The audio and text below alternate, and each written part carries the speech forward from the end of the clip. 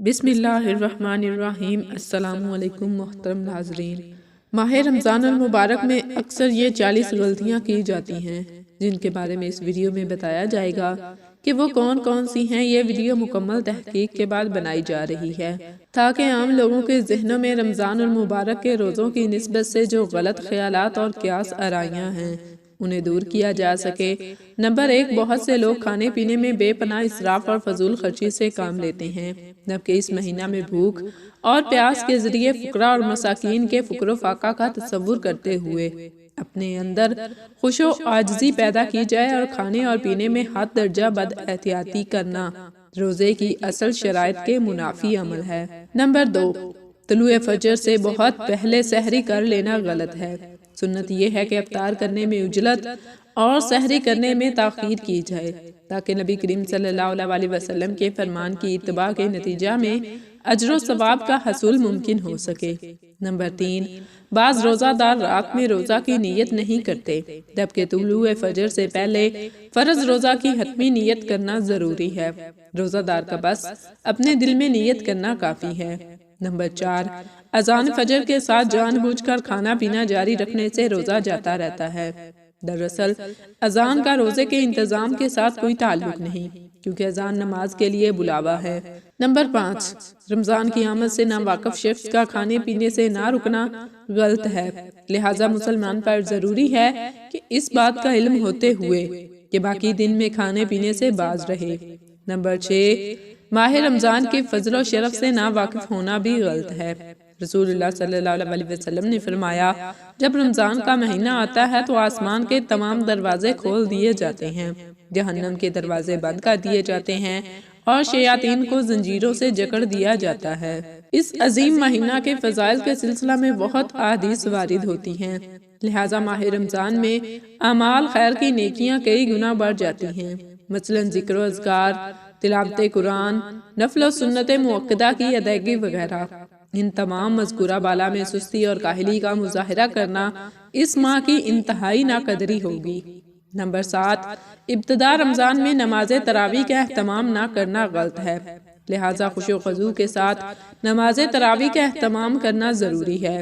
Number 8، بھول کر کھانے پینے والے کو فارغ ہونے تک نہ روکنا غلط ہے۔ نمبر 9، روزہ رکھنے کی خواہش رکھنے والی لڑکیوں کو یہ کہتے ہوئے روزے سے رکتا کہ وہ ابھی چھوٹی ہیں، سرپرستوں کی غلطی ہے، اور بسا اوقات عمر حیض کو پہنچ جانے والی لڑکیاں روزے رکھنے کی خواہش مند ہوتی ہیں، اس کے باوجود والدین کی جانب سے یہ دلیل پیش کرتے ہوئے روکنا کہ وہ چھوٹی ہیں غلط ہے۔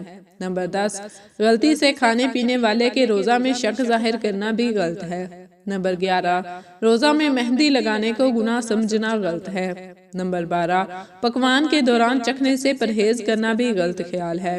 شیخ ابن جبرین کا کہنا ہے کہ ضرورت کے اعتبار سے دوران پکوان پکائی جانے والی اشیاء کے چکھنے میں کوئی مذائقہ اور حرج نہیں، اور وہ اس طرح کی زبان کے آخری حصہ میں اس چیز کو رکھے تاکہ اس کی مٹھاس اور ممکنہ وغیرہ کا پتہ چل جائے۔ یہ بات ذہن نشین رہے کہ اس کا کچھ بھی حصہ گلے سے نیچے اترنے نہ پائے، بلکہ وہ اس کو تھوک دے یا اپنے منہ سے نکال دے، اس چیز سے روزہ فاسد نہیں ہوتا۔ نمبر 13، لوگوں کا روزہ کو توڑنے والے اور اس کو فاسد کرنے والے امور سے ناواقف رہنا بھی ایک بہت بڑی غلطی ہے۔ نمبر 14، مسواک کے استعمال کو گناہ سمجھنا غلط خیال ہے۔ شیخ ابن عثیمین رحمۃ اللہ علیہ نے فرمایا کہ مسواک کے استعمال سے روزہ پر کوئی فرق نہیں آتا، بلکہ یہ تو دن اور رات کی ابتدا اور انتہا دونوں میں کسی بھی وقت میں اور روزہ دار بے روزہ سب کے لیے سنت ہے۔ نمبر 15، بعض موذنین کے بھی غلطی ہے کہ وہ مغرب کے وقت تاریکی پھیلنے کے بعد میں اذان دیتے ہیں اور سورج کے غروب ہونے پر کانا نہیں ہوتے۔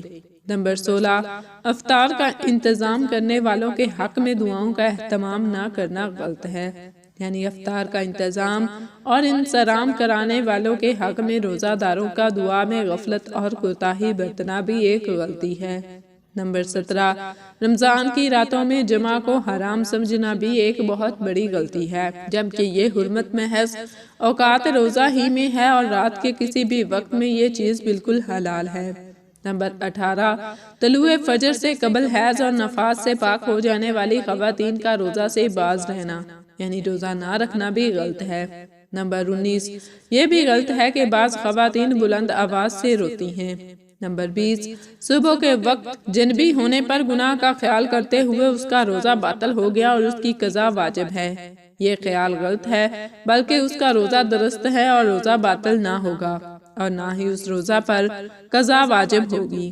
نمبر 21، نماز تراویح کے لیے خواتین کا عطر لگا کر نکلنا جائز نہیں۔ نمبر 22، بعض روزہ دار سوتے رہ جانے کی وجہ سے ظہر اور عصر کی نمازوں کو تاخیر سے ادا کرتے ہیں اور یہ عظیم خطاؤں میں سے ہے۔ نمبر 23، افطار کرنے میں تاخیر کرنا بھی غلط ہے، کیونکہ سنت سے ثابت ہے کہ وقت کے داخل ہونے کا یقین ہوتے ہی روزہ دار افطار کرنے میں عجلت کرے۔ نمبر 24، بعض روزہ دار احتیاط کی حجت قائم کرتے ہوئے مؤذن کی اذان ختم ہونے تک افطار سے رکے رہتے ہیں، یہ بھی غلط ہے۔ نمبر 25، افطار کے وقت روزہ داروں کا دعاؤں سے غفلت اور لاپرواہی برتنا رمضان کریم کے فوائد و ثمرات کی بہت بڑی ناقدری ہے۔ نمبر 26، بعض مسلمانوں کا رمضان کریم کے آخری عشرہ میں کپڑے، مٹھائی وغیرہ کی خریداری میں مصروف اور مگن ہو جانا بہت بڑی خطا اور غلطی ہے، اور ان فضل و شرف والے اوقات کو ضائع کرنا ہے جس میں لیلۃ القدر متعین کی گئی ہے۔ نمبر 27، بعض مریض اپنے مرض کے باوجود روزہ نہ رکھنے کو گناہ تصور کرتے ہوئے مشقت اٹھاتے ہوئے روزہ رکھتے ہیں، یہ سراسر غلط ہے، اور حق یہ ہے کہ اللہ تعالیٰ نے لوگوں سے تکلیف کو دور کر دیا اور مریض کو اس بات کی اجازت دی اور رخصت دی کہ وہ روزہ چھوڑ دے اور بعد میں ان کی قضا کر لے۔ نمبر 28، بعض روزہ داروں کا مغرب کی اذان کے بعد افطار میں اس قدر مشغول رہنا بھی غلط ہے کہ مؤذن کی اذان کا جواب ہی نہ دیں۔ نمبر 29، چھوٹے بچوں اور بچیوں کو ان کے بچپن میں روزہ کی عادت نہ ڈلوانا بھی ایک غلطی ہے۔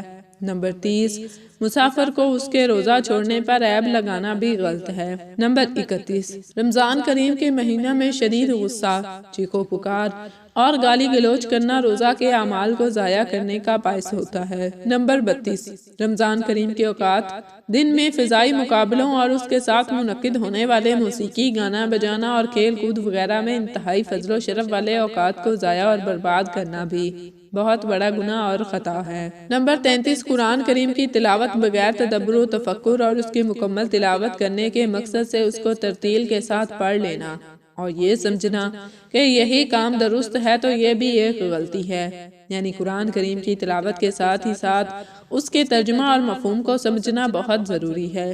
نمبر 34، بعض روزہ دار سفر میں روزہ توڑنے کو گناہ سمجھتے ہیں، یہ سوچ بھی غلط ہے کیونکہ اللہ تعالیٰ نے سفر میں روزہ توڑنے کی اجازت دی ہے۔ نمبر 35، یہ بھی بہت بڑی غلطی ہے کہ قدرت رکھنے کے باوجود اعتکاف کی سنت پر عمل نہ کیا جائے، جبکہ اس وقت بہت سے افراد کو رخصت بھی میسر رہتی ہے تاکہ وہ مسجد میں اس اعتکاف کی سنت پر عمل پیرا ہو سکیں۔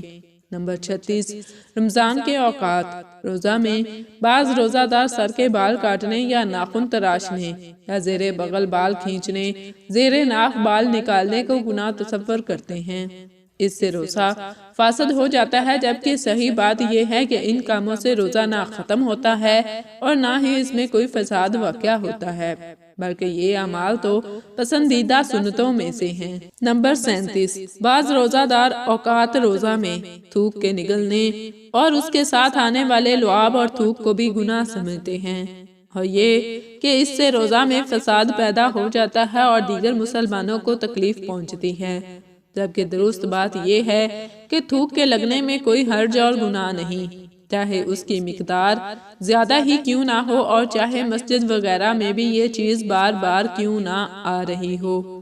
تاہم اگر یہ بلغم جیسی کوئی شے ہو تو اس کو نگلنا نہیں چاہیے، بلکہ اپنے پاس موجود رومال وغیرہ میں اس کو تھوک دیں اور تھوکنے کے دوران اتنی بلند آواز نہ نکالیں کہ ہمسایہ نمازی کو تکلیف اور کراہت محسوس ہو۔